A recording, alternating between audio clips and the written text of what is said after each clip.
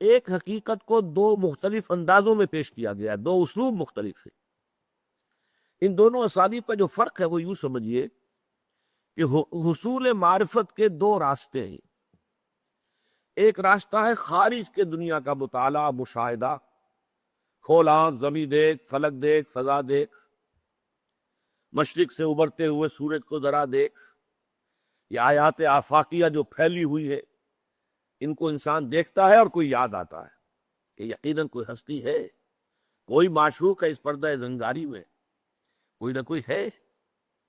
ردائے لالا گل پردہ ماہو انجم، جہاں جہاں وہ چھپے ہیں عجیب عالم ہے، کوئی ہستی ہے ان کے پیچھے۔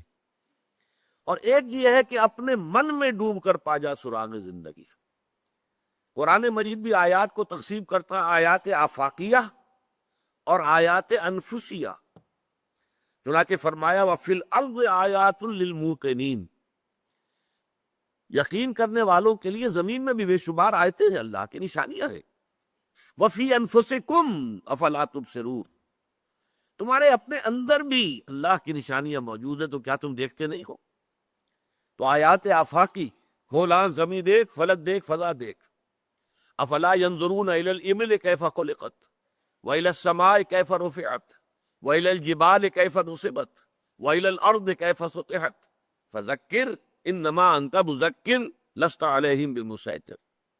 انہوں نے دیکھا نہیں کیسے اونٹ کی پیدائش ہے، خلقت ہے، اس کو ماحول کے ساتھ کتنا سازگار بنا دیا گیا، اپنے اس پورے کلائمیٹ کے لیے، اس علاقے کے لیے موزوں ترین جسم عطا کیا گیا۔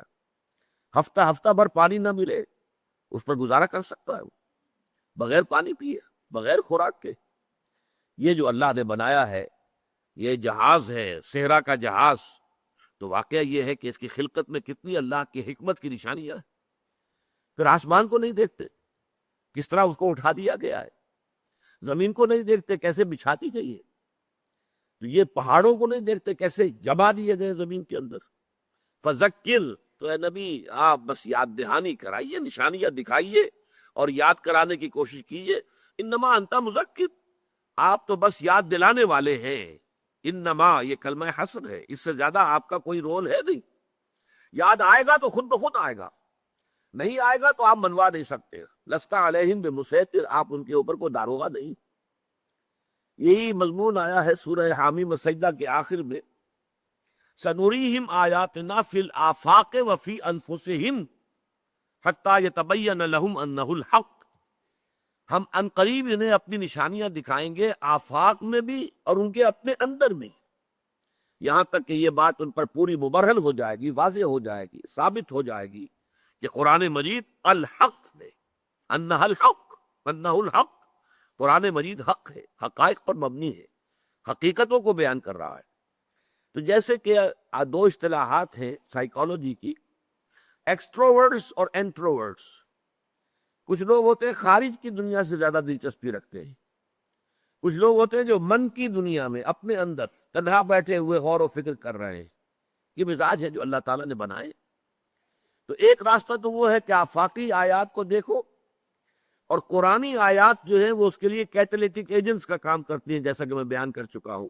توجہ دینا، دیکھو بھائی، آسمان کو نہیں دیکھتے، زمین کو نہیں دیکھتے، سورج کو نہیں دیکھتے، چاند کو نہیں دیکھتے، اونٹ کو نہیں دیکھتے، ان کو دیکھو کوئی تمہیں یاد آئے گا۔ اور ایک وہ ہے جو اپنے من کے اندر، اقبال جیسے کہتے ہیں، اپنے من میں ڈوب کر پا جا سراغ زندگی۔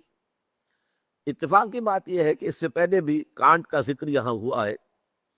کانٹ نے بھی بالآخر اپنی ساری بحثوں کو سمپ کر کے کہا ہے کہ اللہ تعالیٰ کی ہستی کے بارے میں دو شواہد ہیں اہم ترین، the starry heavens above and the moral law within. اب یہاں بھی دیکھیے کہ ایک ہے خارج کا، آفاق کا معاملہ، یہ ستاروں بھرا آسمان، یہ اللہ تعالیٰ کی نشانی ہے۔ And the moral law within, moral law, انسان کے اپنے اندر ایک ضابطۂ اخلاق موجود ہے، انسان جانتا ہے بائی از ویری نیچر کہ یہ شے بری ہے، یہ اچھی ہے، یہ گڈ ہے، یہ ایول ہے، یہ خیر ہے، یہ شر ہے۔ مورل لا انسان کے اندر ہے،